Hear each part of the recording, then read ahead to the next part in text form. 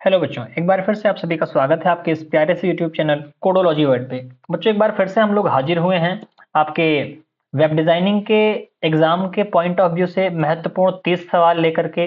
और इन 30 सवालों को हम लोग महज 15 से 20 मिनट में बहुत तेजी के साथ सॉल्व करने वाले हैं। और हर सवाल के साथ मैं आपको एक दो कॉन्सेप्ट और बताता चलूंगा, आप उसको भी नोट करते और याद करते चलेंगे। क्वेश्चन नंबर 32 कह रहा है, क्योंकि हमने 31 क्वेश्चन आपको पहले करा दिए हैं इसकी वीडियो में, और हम लोग फिर से कहां से स्टार्ट करने वाले हैं, क्वेश्चन नंबर 32 से स्टार्ट करने वाले हैं। और 30 सवाल फिर से हमको देखना है। तो बात करते हैं हम लोग क्वेश्चन नंबर 1 की। क्वेश्चन नंबर 1 या फिर क्वेश्चन नंबर 32 जो हमारा कह रहा है which of the following is correct about HTML. HTML के बारे में कौन सा सही है भैया? एचटीएमएल में यूजर डिफाइंड टैग का इस्तेमाल करते हैं? नहीं, बने बनाए टैग होते हैं। यूजर डिफाइंड टैग का इस्तेमाल कहां होता था? याद रखिएगा, एक्सएमएल में इस्तेमाल करते थे हम लोग, इसको भी आप नोट कर लेंगे। फिर कह रहा है HTML uses tags defined with in a language. बिल्कुल, एचटीएमएल भैया वही टैग इस्तेमाल करता है जो उस लैंग्वेज में डिफाइन किए गए हैं। ठीक है ना? क्वेश्चन नंबर 32 का सही जवाब हो जाएगा बी। उसके बाद कह रहा है what is the function of HTML style attribute. Style attribute का फंक्शन क्या होता है? तो स्टाइल एट्रीब्यूट का इस्तेमाल हम लोग इनलाइन सीएसएस के लिए करते हैं। और इनलाइन सीएसएस क्या करती है? तो इनलाइन सीएसएस भैया जो आपके एचटीएमएल के एलिमेंट हैं, है ना, एचटीएमएल के एलिमेंट उनको स्टाइल करने के लिए इस्तेमाल करी जाती है। कह रहा है it is use to uniquely identify some specific style. तो ऐसा कुछ भी नहीं है। इसके लिए हमारे पास कौन सा सिलेक्टर होता है? इसके लिए हमारे पास सिलेक्टर होता है आईडी सिलेक्टर। और आईडी सिलेक्टर को हम लोग किससे डिफाइन करते हैं? आईडी सिलेक्टर को डिफाइन करते हैं हैज लगा करके। ठीक है ना? तो ये भी आपको याद रखना है। फिर कह रहा है which of the following is the correct syntax for using HTML style attribute. Style attribute की ही चर्चा हो रही थी और सिंटैक्स भी आपसे पूछ लिया है। तो भैया सिंटैक्स के लिए हम लोग किसका इस्तेमाल करते हैं? पहले टैग का नाम लिखेंगे, जैसे हमने लिख दिया पी, और उसके बाद फिर हमको लगानी है वहां पर स्टाइल। और स्टाइल हमको एट्रीब्यूट लगाना है। स्टाइल एट्रीब्यूट लगाने के बाद इक्वल लगाएंगे, डबल इन्वर्टेड कॉमा लगाएंगे, उसके बाद प्रॉपर्टी लिखेंगे। प्रॉपर्टी में हमने लिख दिया अलाइन, है ना। फिलहाल अलाइन तो नहीं होता है, टेक्स्ट अलाइन होता है, तो अलाइन नहीं लिखेंगे, आप टेक्स्ट अलाइन लिखेंगे। या फिर और कोई छोटा हम ले लेते हैं, तो हमने लिख दिया कलर। और कलर लिखने के बाद यहाँ पर लगाना है आपको कॉलन। कॉलन लगा के लिख देना होता है कलर का नाम रेड। उसके बाद सेमी कॉलन लगाएंगे और देन उसके बाद इन्वर्टेड कॉमा बंद करके इसको बंद कर देंगे। तो ये इसका क्या हो जाता है? बिल्कुल सही जवाब हो जाएगा 34 का option number A is the right answer. उसके बाद क्वेश्चन नंबर 35 की बात करते हैं। कह रहा है which HTML element is used to define description data. Description data को डिफाइन करने के लिए हम लोग किसका इस्तेमाल करते हैं? डीडी का इस्तेमाल। फिर डीएल का इस्तेमाल क्यों किया जाता है सर? डिस्क्रिप्शन लिस्ट के लिए। एलआई का इस्तेमाल लिस्ट आइटम के लिए। और ओएल का इस्तेमाल ऑर्डर्ड लिस्ट के लिए किया जाता है। तो ये आपको इतना याद रखना है। क्वेश्चन नंबर 36 की तरफ बढ़ते हैं। कह रहा है which of the following properties is used to change the font of text. Text के फॉन्ट को बदलने के लिए हम लोग किस प्रॉपर्टी का इस्तेमाल करते हैं? तो भैया फॉन्ट फैमिली का इस्तेमाल करेंगे। इसका फॉन्ट फैमिली, इसका इस्तेमाल फॉन्ट की साइज को बदलने के लिए किया जाता है। और इसका इस्तेमाल 4 प्रकार के अलाइनमेंट होते हैं ना, लेफ्ट, राइट, सेंटर और जस्टिफाई, उसके लिए किया जाता है। आगे बात करते हैं। कह रहा है how are quotations define in HTML. HTML में कोटेशन कैसे डिफाइन होती है? तो बच्चों एचटीएमएल में कोटेशन को डिफाइन करने की हम लोग इस्तेमाल करते हैं ब्लॉक कोट का। ठीक है ना? ये कोट नाम का कोई टैग नहीं होता है। कौन सा टैग होता है? क्यू नाम का होता है। तो क्यू यहाँ पर दिया नहीं गया, तो किसके साथ जाएंगे हम लोग? ब्लॉक कोट के साथ जाएंगे। ब्लॉक नाम का भी कोई टैग नहीं होता है। क्वेश्चन नंबर 38 कह रहा है apart from I tag, I मतलब italic tag, which of the following tag is used to render text in italic. Italic format में और कौन सा टेक्स्ट इस्तेमाल होता है? तो भैया वो इस्तेमाल होता है आपका ईएम। ठीक है ना? इटैलिक टैग नहीं होता। ईएम मतलब एम्फेसाइज होता है। स्ट्रॉन्ग टैग कैसे काम करेगा भैया? स्ट्रॉन्ग टैग काम करता है बोल्ड की तरह, ये भी आपको याद रखना है। और इसका इस्तेमाल हम लोग किसके लिए करते हैं? इसका इस्तेमाल इंपॉर्टेंट मैसेज को लिखने के लिए करते हैं। क्वेश्चन नंबर 39 की बात करते हैं। कह रहा है what is the correct syntax for write an HTML comment. HTML का कमेंट लिखने का सही तरीका क्या है? तो याद रखिएगा किसका तरीका है एचटीएमएल में कमेंट लिखने का? ये किसका तरीका है भैया? ये सी लैंग्वेज का है और जेएस का है। किसके लिए?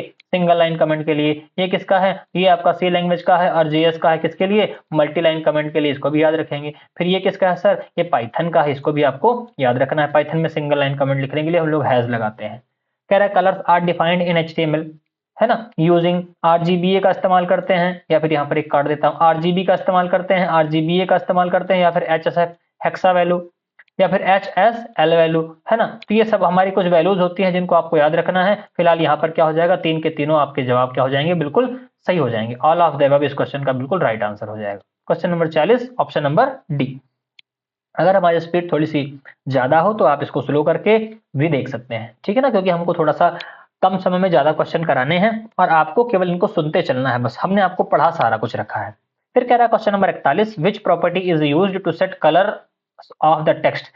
टेक्स्ट के कलर को कौन सेट करता है? तो कलर प्रॉपर्टी सेट करती है। फॉन्ट कलर नाम की कोई चीज नहीं होती है, टेक्स्ट कलर नाम की भी कोई चीज नहीं होती है। बैकग्राउंड कलर क्या करता है? बैकग्राउंड के कलर को सेट करता है। तो क्वेश्चन नंबर 41 का सही जवाब क्या हो जाएगा? ऑप्शन नंबर ए हो जाएगा। 42 कह रहा है which property is use to set border colour. Border colour को कौन सी प्रॉपर्टी सेट करती है? तो आपको याद रखना है कौन सी प्रॉपर्टी हो जाती है भैया? बॉर्डर कलर प्रॉपर्टी हो जाती है। ये हमारी एक प्रॉपर्टी नहीं है, इसको हम लोग क्या बोलेंगे? इसको हम लोग शॉर्ट हैंड बोलते हैं। क्या बोलेंगे? शॉर्ट हैंड बोलेंगे। और इसमें हम लोग केवल बॉर्डर का कलर नहीं देते हैं, इसमें हम लोग 3 चीजें इकट्ठा देते हैं, या फिर कम से कम 2 चीजें आपको देनी होती हैं। और वो क्या होती है? वो आपकी होती है, पहली चीज स्टाइल जरूरी है देना। स्टाइल के साथ साथ फिर हम लोग क्या दे सकते हैं? कलर दे सकते हैं। और आपको और कुछ देना है तो आप फिर उसमें क्या दे सकते हैं? आप रेडियस दे दीजिए, आप उसमें विड्थ दे दीजिए, तो हम लोग इसको भी ऐसे इस्तेमाल कर सकते हैं। फिलहाल यहाँ पर जो प्रॉपर्टी की बात है उसके लिए ऑप्शन नंबर ए क्या हो जाएगा? सही हो जाएगा। ये आपको बार बार बता रहा हूं, option number A is the right answer of question number 42। चलें आगे, क्वेश्चन नंबर 43 की तरफ बढ़ते हैं। क्वेश्चन नंबर 43 कह रहा है which of the following things are necessary to create an HTML page. HTML page को बनाने के लिए क्या क्या जरूरत होती है भैया? टेक्स्ट एडिटर चाहिए होता है और ब्राउजर चाहिए होता है। मतलब बोथ ए एंड बी आपका क्या हो जाएगा? इस क्वेश्चन का बिल्कुल सही जवाब हो जाएगा। क्वेश्चन नंबर 44 की तरफ बढ़ते हैं। क्वेश्चन नंबर 44 कह रहा है which of the following tag is used to indicate the page start and end point. Page के स्टार्ट और एंड पॉइंट को कौन इंडिकेट करता है? तो एचटीएमएल, जिसको हम लोग क्या बोलते हैं? रूट एलिमेंट भी बोलते हैं। बॉडी क्या है? बॉडी सबसे लार्जेस्ट पार्ट है जहां पर हमको वेब पेज के अंदर दिखने वाला डेटा शो होता है। हेड के अंदर जो भी लिखते हैं वो हमको वेब पेज में डायरेक्टली नहीं दिखता है, ठीक है ना। और हेड के अंदर कितने टैग इस्तेमाल करे जाते हैं? 6 टैग इस्तेमाल करे जाते हैं। फटाफट याद करेंगे। Link, style, script, base. Link, style, script, base, Meta और टाइटल, ये आपके 6 टैग हो गए। फिर कह रहा है which HTML tag is called the root element of an HTML document. HTML document का रूट एलिमेंट किसको कहते हैं? एचटीएमएल को ही कहते हैं, ये भी आपको याद रखना है। कह रहा है what does the alpha value. आप आरजीबीए देते हो ना, आरजीबीए में ए का मतलब क्या होता है? अल्फा होता है। और अल्फा वैल्यू क्या करती है भैया? अल्फा वैल्यू ओपासिटी को डिसाइड करती है। अल्फा की वैल्यू कहां से कहां तक देते हैं? 0 से लेकर के 1 के बीच में। कहां से? 0 से लेकर के 1 के बीच तक। मतलब हम लोग वैल्यूज को दशमलव में देंगे, 0.1 2 3 ऐसे करके। फिर कह रहा है how is black colour represented by RGB term. RGB term में हम लोग ब्लैक कलर को कैसे रिप्रेजेंट करेंगे? तो ये हमारा रिप्रेजेंट होगा 000 से। किससे? 000 से। फिर कह रहा है बॉर्डर एट्रीब्यूट की डिफॉल्ट वैल्यू क्या होती है? तो बॉर्डर एट्रीब्यूट की डिफॉल्ट वैल्यू बच्चा क्या हो जाएगी? 1 पिक्सल आपकी डिफॉल्ट वैल्यू हो जाएगी। आगे चलें, कह रहा है example of block level element. Block level element का एग्जांपल कौन है? तो भैया डिवीजन भी है, हेड वन भी है, हेडिंग वन भी है, पैराग्राफ भी। ऑल ऑफ द अबव क्या हो जाएगा? इस क्वेश्चन का बिल्कुल सही जवाब हो जाएगा। क्वेश्चन नंबर 50 की तरफ बढ़ते हैं। कह रहा है the properties of block level element in HTML. Block level element जो होते हैं उनकी प्रॉपर्टीज क्या होती हैं? तो भैया ये हमेशा किससे स्टार्ट होंगे? एक नई लाइन से स्टार्ट होंगे। पहली बात आपको याद रखनी है। दूसरी बात कह रहा है it always take the full width of window. ये हमारी विंडो की पूरी हॉरिजॉन्टल विड्थ को कवर करेंगे, बिल्कुल सही बात है। इनमें टॉप और बॉटम मार्जिन होती है, बिल्कुल सही बात है, इनमें टॉप और बॉटम मार्जिन भी होती है। फिर कह रहा है what is the specially about small and big. Small और बिग की जो खासियत है वो क्या है? भैया इनको हम लोग क्या कर सकते हैं? इनको हम लोग रिपीट कर सकते हैं, बार बार इस्तेमाल कर सकते हैं, यही इसकी क्या हो जाती है? खासियत हो जाती है। क्वेश्चन नंबर 52 की तरफ बढ़ते हैं। 52 कह रहा है कि भैया जावास्क्रिप्ट का इस्तेमाल इन्वेंट इसको कब किया गया? तो जावास्क्रिप्ट को इन्वेंट किया गया था 1995 में। किसके द्वारा? ब्रैंडन इच के द्वारा। 1991 में कौन आया? 1991 में बच्चा आई थी एचटीएमएल। याद रखना आपको कौन सी लैंग्वेज आई थी? तो वो आई थी आपकी एचटीएमएल। इसको भी आप क्या करेंगे? याद रखेंगे। यहाँ पर मैं लिख भी दे रहा हूँ एचटीएमएल, ठीक। हमने कहा था ना क्वेश्चन एक होगा, लेकिन आपको बहुत सारे टॉपिक उसमें और पढ़ने को मिलेंगे। 1989 में क्या आई थी? 1989 में बच्चा आई थी www। और कहीं कहीं पर ऐसा भी माना जाता है कि 1989 में पाइथन भी आ चुकी थी। कौन आ गई थी? पाइथन भी आ गई थी, ये भी आपको याद रखना है। फिर 1996 में क्या आई थी सर? 1996 में आई थी सीएसएस, ठीक। और एक चीज 1972 में क्या आई थी? 1972 में बच्चा आई थी सी लैंग्वेज, ये भी आपको याद रखना है, ठीक है ना। और बता दूं सर जी 1995 में ही आई थी जावा। कौन आई थी? जावा। तो ये हो गई ना हमारे पास बहुत सारी एक प्रोग्रामिंग लैंग्वेजेस की लिस्ट। फिर कह रहा है इन विच ईयर डकडगो इज इंट्रोड्यूस्ड। डकडगो कब आया था? डकडगो आया था सर 2008 में। और 2008 में और क्या हुआ था सर? 2008 में पाइथन का 3rd वर्जन आया था। पाइथन का कौन सा वर्जन आया था? 3.0, ये भी आपको याद रखना है। आगे बात करते हैं, कह रहा है पेटल क्या है? तो भैया पेटल एक सर्च इंजन होता है। पेटल क्या होता है? Search engine. और सर्च इंजन के नाम बताइए। तो याहू हो गया, बाइडू हो गया, बिंड हो गया, डकडगो हो गया, ask.com हो गया, गूगल हो गया, ठीक है ना। ये सब हमारे क्या हो जाते हैं? सर्च इंजन हो जाते हैं। आगे बात करते हैं, कह रहे हैं what is the extension of Photoshop. तो फोटोशॉप एक्सटेंशन क्या हो जाता है? पीएचडी हो जाता है। डॉट पीएचडी या डॉट पीएसबी भी आपको मिलता है। फोटोशॉप बिग है ना, इसको आपको हमने बहुत अच्छे तरीके से पढ़ा रखा है, फोटोशॉप की वीडियो पड़ी हुई है। आप चाहते हैं कि हम आपको चीज़ों को बहुत अच्छे तरीके से पढ़ाएं, तो आप जाइए प्लेलिस्ट में देखिए, HTML के हमने करीब करीब आपको 85 से 87 टैग पढ़ा रखे हैं, आप उसको देखिए।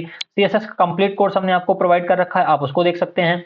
W3 CSS हमने आपको पूरी तरीके से पढ़ा रखी है, ठीक। और W3 CSS के साथ साथ हमने आपको एडोब फोटोशॉप पूरा पढ़ाया है, उसके भी आपको इंपॉर्टेंट एमसीक्यूज करा रखे हैं। ये आपकी 4 चीजें हो गई। पाइथन पढ़ना चाहते हैं आप, पाइथन जाकर के पढ़िए, पाइथन हमने आपको बहुत अच्छे तरीके से पढ़ाई है। और हम आपको पढ़ा चुके हैं बच्चा सी लैंग्वेज बहुत अच्छे तरीके से पढ़ा चुके हैं, ठीक है ना। और सी प्लस प्लस का बेसिक्स हम आपको पढ़ा चुके हैं, सी प्लस प्लस लैंग्वेज का बेसिक्स पढ़ा चुके हैं। ये बहुत सारी लैंग्वेजेस हमने अपने चैनल पर पढ़ा दी हैं।